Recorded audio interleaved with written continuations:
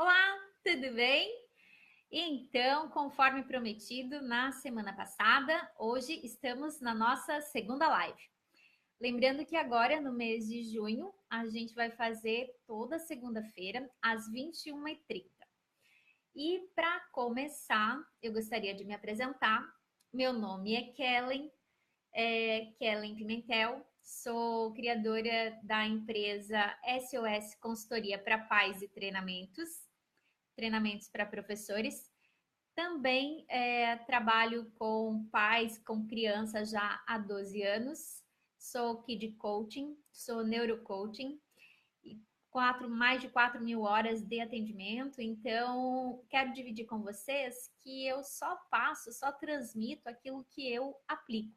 Aquilo que eu leio, eu aplico, e com o resultado daquilo que eu apliquei, e com o ajuste fino é que eu compartilho. Então, caso vocês apliquem as ferramentas e passem a funcionar, vocês também dividam com a gente, ok? Então, porque tudo é aprendizado, mas vamos ao assunto, vamos ao tema de hoje. O tema é cantinho do pensamento ou cantinho da calma? Qual é a diferença? Benefícios, malefícios? E eu vou dividir com vocês a experiência vivida, a teórica e aquela que me deram como feedback também, ok? Vamos lá. Vocês já pararam para pensar qual é a finalidade, qual é o motivo do cantinho do pensamento, que o cantinho do pensamento existe, que o cantinho do pensamento foi criado? Nós temos, enquanto pais, alguns desejos, né, alguns interesses com o nosso filho. Que ele, quando adulto, seja feliz, que ele seja responsável, que ele encontre o caminho dele, que ele encontre o propósito dele, né, que ele não seja, que ele seja um cara pensante, que ele não seja birrento, que ele não seja mal educado, que ele não seja um criminoso, um delinquente. E com esse medo que nós temos, a gente acaba comprando, né, adotando uns pacotes de comportamento aonde a gente entende que reprimir, aonde a gente entende que conter o comportamento é a solução. Conter o comportamento seria a parte eficiente da nossa educação, da educação que nós pais damos aos nossos filhos. Mas será mesmo que conter o comportamento tem um resultado a médio e longo prazo? Porque à medida que as crianças vão crescendo e também à medida que algumas técnicas punitivas vão sendo adotadas, esse comportamento ele não vai diminuindo. Eu conheço e eu trabalho com pais que relatam que quando os filhos não se comportam, eles batem mesmo, né? E aí onde eles até dizem: eu sempre apanhei, se eu sempre apanhei e tô aqui é porque não é assim tão ruim.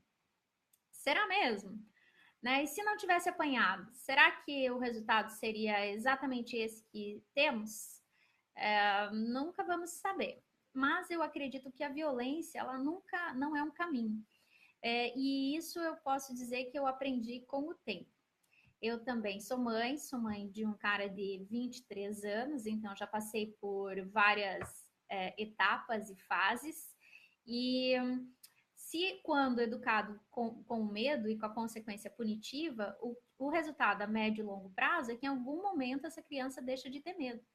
E se não tiver estabelecido vínculo, se não tiver estabelecido uma conexão, se não tiver estabelecido na criança um autogerenciamento e uma autorresponsabilidade, é possível que na adolescência ela seja acolhida por alguns grupos que deem voz, que deem vazão para esse comportamento que ela vai conseguir exprimir ali fora, né? Nas tribos, vamos dizer dessa forma. Mas voltamos ali ao cantinho do pensamento e ao cantinho da calma ou cantinho do relax, conforme alguns educadores usam. O que queremos ensinar com o cantinho da calma? O que queremos ensinar com o cantinho do pensamento? Existe alguma possibilidade de vocês, quando estiverem bravos, enfurecidos, serem mandados? Vai já pensar no que você fez. Senta lá naquele canto, pensa no que você fez e depois a gente vai conversar. Qual o resultado disso? Será que a gente vai ter alguns pensamentos elevados, algumas compreensões elaboradas e a gente vai, ai, puxa vida, eu realmente não deveria ter feito e quando eu fiz, então da próxima vez eu vou, quem sabe, né, ter uma atitude melhor? Será que é isso mesmo que a criança é convidada a fazer?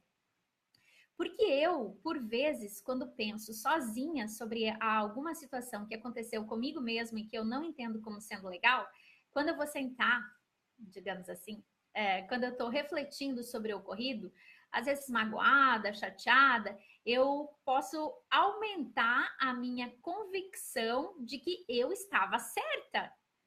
E se eu estava certa, eu estou sendo, nesse momento, injustiçada. Agora, coloca a criança, que ela não tem essas elaborações e essas compreensões, até pela pouca idade. Se ela não possui essa condição de refletir, isso vai acontecer depois dos 7 anos, com mais estruturação, né, que é a idade que começa a ter, o cérebro começa a conversar mais, né, começa a estabelecer mais conexões com o racional. Se essa criança, ela não é convidada a pensar de uma maneira elevada, de uma maneira de prever possíveis saídas que não aquela, será que sozinha ela consegue? Porque existe a possibilidade dela se sentir injustiçada, inclusive por quem a colocou no cantinho do pensamento. O que eu vejo é que às vezes o cantinho do pensamento ele não serve com o propósito de fazer a criança refletir, pensar. Na prática não mesmo, né? Mas eu vejo que o próprio pai ele sabe disso. Serve mais para ele se livrar da criança naquele momento e talvez até para ele retomar a consciência, para ele saber como ele vai agir. Mas a criança, que muitas vezes nem é ouvida e é simplesmente direcionada para ir para esse cantinho do pensamento, essa criança se sente não só injustiçada, ou ela entende que quem a fez ir para o cantinho do pensamento também foi injusto, não foi correto. Ela pode entender também que pensar não é bacana, que pensar não é legal, mas por que pensar não é bacana, pensar não é legal? Pensar não é bacana porque pensar gera culpa, pensar não é bacana porque eu fico triste quando eu penso naquilo que eu fiz, pensar não é bacana porque eu fico desolada, eu tenho um sentimento que me paralisa ou então me deixa mais enfurecido ainda, dependendo da criança. Basicamente, de uma maneira assim bem grosseira, tem a criança da raiva, tem uma pessoa que eu sigo, que eu adoro, que trata dessa forma, tem a criança da raiva, que quando ela é corrigida, cresce as unhas e ela fica mais brava ainda, e eu te odeio, e eu não gosto de você, e eu não quero mais que você seja minha mamãe, e aí a mãe, você não quer? Não quer? Não, não quero não! E também tem a criança da tristeza, aquela criança que pensa, puxa, eu faço tudo errado, a mamãe não gosta de mim, mas como que eu vou fazer para a mamãe gostar de mim? Deixa eu pedir desculpa. E aí ela pede desculpa, mas não necessariamente esse desculpa está relacionado a um convite para a mudança de comportamento. Às vezes essa desculpa só quer tipo assim, esquece, me abraça, deixa eu sentir o calorzinho, o quentinho de novo, que o abraço da mamãe, né, do pai, muitas vezes também proporciona. Então, essa criança que ela é levada a pensar de uma maneira estruturada, ela consegue sim elevar em compreensão e talvez até uma mudança de comportamento. Claro, dependendo da idade, dependendo da situação, mas a criança que é só mandada pro cantinho do pensamento e ainda tem ali naquela situação um apontamento, vai ficar sentado aí, vai ficar pensando no que você fez, até você vir pedir desculpa, e depois vai acontecer isso, porque quando acontecer isso... e tem um doutor, o doutor Ítalo, que fala, ele diz que é o adestramento, né? A macaquização do comportamento. Não sei o que fala essa palavra. É ele, é um doutor. Então, onde você só quer estancar, você só quer segurar, reter, controlar. Mas e nosso papel é esse? É controlar o comportamento do nosso filho? Ou é explorar o comportamento dele para que ele utilize o mais adequado dentro daquilo que ele deseja? né? O sentimento, a emoção, primeiro a emoção e a interpretação dessa emoção, que daí é o sentimento, ela deve servir para a tomada de decisão em relação ao comportamento. Não quer dizer que ela deva ser tolhida, escondida, apagada e até mesmo abafada. A raiva, por exemplo, é um sentimento que muitas vezes a gente não trata dele com o devido respeito, com o devido cuidado, e a criança, quando ela cresce, ela acaba entendendo que esse sentimento é um sentimento ruim, negativo. Nós, mães, pais, e eu trabalho com muitas mães, e o sentimento de culpa é algo muito comum que a mãe sente, porque não é difícil a mãe sentar na minha mesa, e se você tem filho muito pequeno, talvez você não tenha sentido isso, mas à medida que seu filho for crescendo, você vai ver que esse sentimento ele vem sim, vez ou outra, que é o sentimento da raiva nossa, de nós, mães, sentimos raiva sim dos nossos filhos. Essa raiva, caiu a chave, né? Caiu o disjuntor agora, né? Mãe sente raiva dos filhos.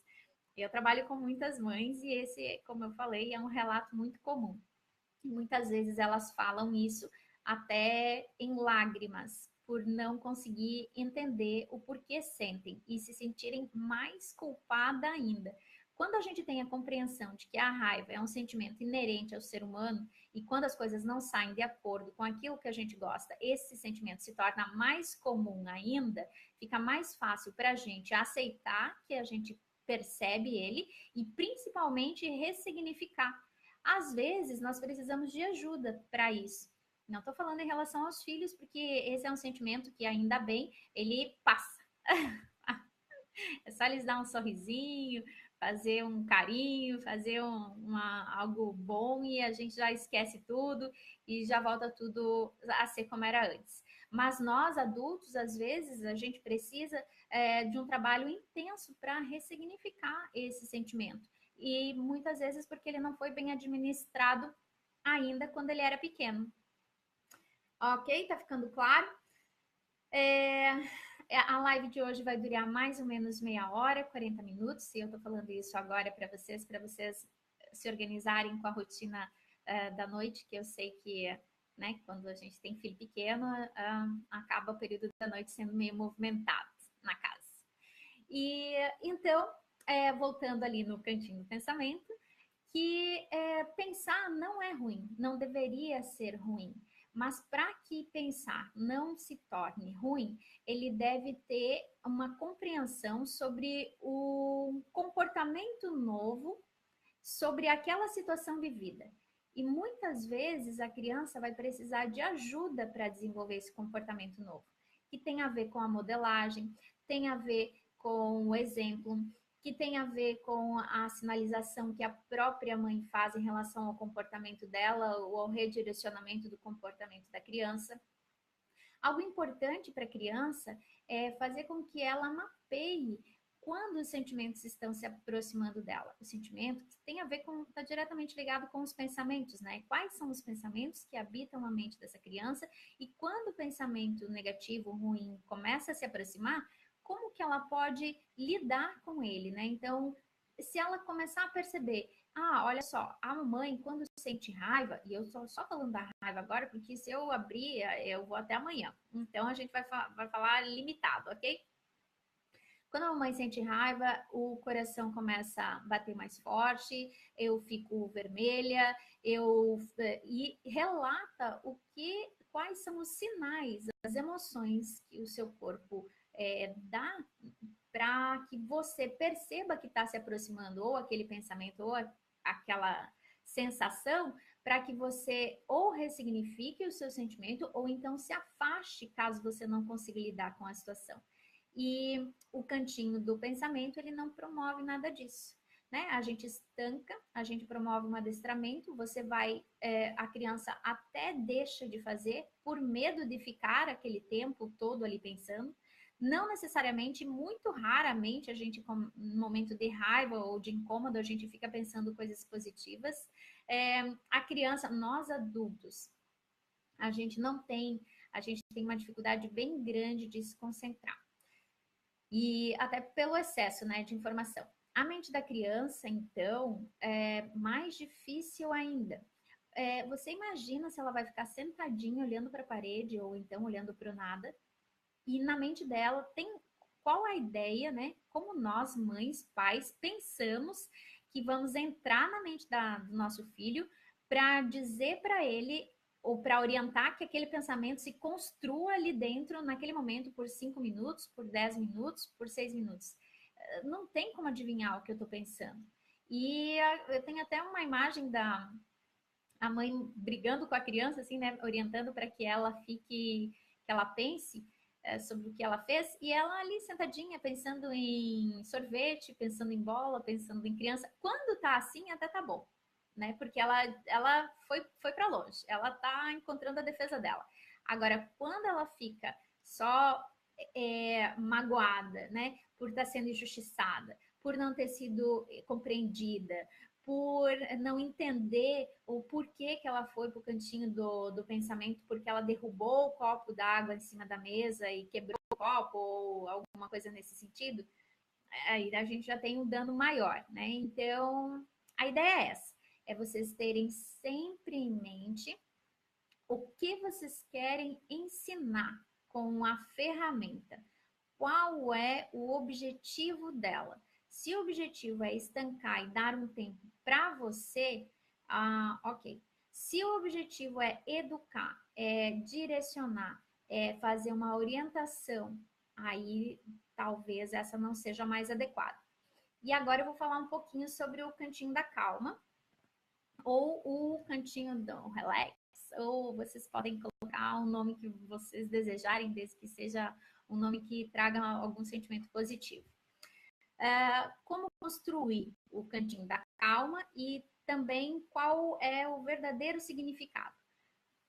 O cantinho da calma, segundo a disciplina positiva, ele está diretamente ligado a desenvolver a habilidade na criança dela se recompor, dela prestar atenção no que ela está fazendo antes de tomar uma atitude que venha a prejudicar. Nós pais, nós os adultos, aprendemos isso na prática. Alguns. Eu, às vezes. A gente tenta, né?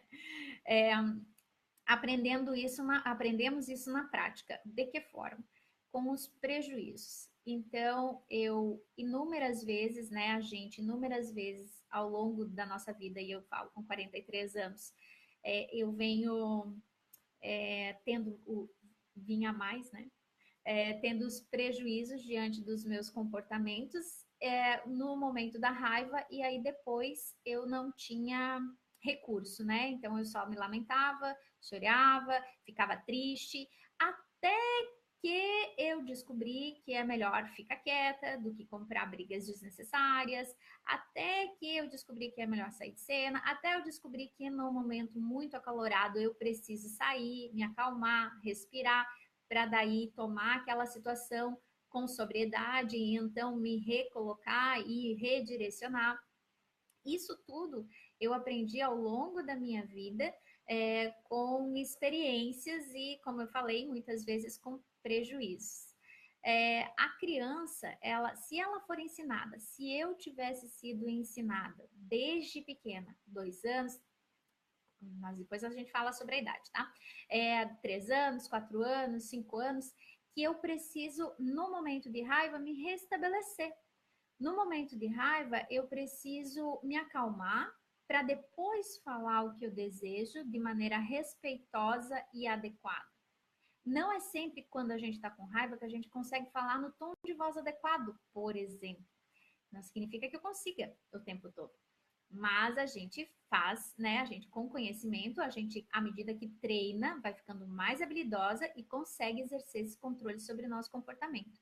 Algo ensinado para as crianças, você pode sentir tudo, mas a consequência do comportamento também é sua. Então, se ele entender que no momento que ele teve uma briga em casa, ou mesmo com um colega, e aí, ou ele está para ter, ele olhar e falar, mamãe, eu vou pro canto da calma para eu me acalmar. Ai, Kellen, isso nunca vai acontecer aqui em casa. Ok, então, como você, mãe, sabendo disso, vai poder agir para fazer essa orientação. No momento de estresse alto, no momento de briga, no momento de grito, não acontece isso na casa de vocês, né? Na casa do vizinho. Na casa do vizinho, quando vocês vêm, aí depois vocês contam pro vizinho como que é, né? Então, no momento do grito, da briga, do choro, vocês orientem o filho, conversem, digo, te ajudaria se você fosse para o canto da calma, para o canto do relax? Te ajudaria se você para o teu cantinho especial para você pensar um pouco e depois a gente conversar sobre esse assunto novamente de maneira respeitosa e adequada? Porque é isso que eu consigo fazer para te ajudar. Eu consigo te ajudar a ir até lá. Esse, caso você queira, eu posso ficar alguns minutinhos com você. O que não vai acontecer é a gente continuar essa conversa no tom que ela está, que ela está acontecendo. E aí eu costumo dizer, decida o que você vai fazer. Se você decide que você não vai entrar na briga, que você não vai entrar, que você não vai gritar, você decidiu isso, você administra a situação, você conduz, você mentora. Agora, se você não está atento ao que você vai fazer, você entra no jogo da criança e, por vezes, entra numa disputa de poder. E aí a criança vai utilizar todos os recursos que ela tem, que, né, todo mundo sabe quais são. E os pais, os que ele tem. E muitas vezes é a força ou a agressão. Então, outra sugestão que eu dou para vocês em relação ao cantinho da calma e também ou elucidação ou em pontos para que vocês venham a refletir também sobre esse tema, seria nessa circunstância, né, que eu relatei agora, aonde a criança vai encaminhada para ir nesse ambiente. Ela vai refletir, ela vai pensar, depois ela retoma contigo. É importante que neste momento vocês não conversem sobre o assunto, porque eu li alguma coisa essa semana que fala que fazer uma correção na hora do problema é como o bombeiro chegar numa casa para salvar de um incêndio e chegando lá, ele antes do salvamento, ele dá uma aula sobre prevenção de incêndio. Eu achei muito bacana. Porque é justamente isso. Naquele momento, ele só tem que agir. Ele só tem que direcionar. E menos fala e mais ação. E é uma das minhas bandeiras com as mães. Falar menos e ter mais ações. Ações afetuosas, ações que agradam e que direcionam. De maneira nenhuma eu vou para a linha da permissividade ou mesmo da negligência, do passar a mão na cabeça e ok, pode tudo. Quem me conhece sabe que é bem longe disso. Mas antes da disciplina positiva, todos diziam o que não deveria ser feito. Não só a disciplina positiva, né? A comunicação não violenta, a disciplina positiva, o coaching, a parte neuro, né? Que envolve toda a circuitaria da criança, qual a idade que a criança está para a gente cobrar um determinado comportamento, né? A própria empatia, algumas crianças têm mais do que outras, algumas precisam ser ensinadas, né? E a partir dos 3 anos que isso começa a fazer sentido. Então, pedir desculpa brigando, a criança também não faz a leitura certa. Até a gente já falou sobre isso, né? Tem alguns posts sobre isso. Mas ainda ali sobre o cantinho da calma. O cantinho da calma, então, a criança vai até lá, ela se acalma. Seria interessante que você também, enquanto mãe, tivesse e até combinasse com seu filho, o meu cantinho da calma vai ser... E aí você decide aonde vai ser. Que seja seu quarto, que seja o banheiro, que seja tomar um banho. Mas é importante que ele também veja que você, às vezes, também precisa se acalmar. Para daí você dar uma resposta, para você tomar uma decisão, ou mesmo para você ajudar ele em algumas circunstâncias que você está ficando mais nervosa. Lição de casa, talvez? Alguém fica nervoso com a lição de casa? Quem tem filho já em idade de colégio? Não, né? É só o vizinho, às vezes o vizinho tem, né? Mas então lá, vou repassar, eu fiz a anotação para eu não me perder, né? Então, como construir o cantinho da calma? O cantinho da calma, ele deve ser, a criança deve ser convidada a construir.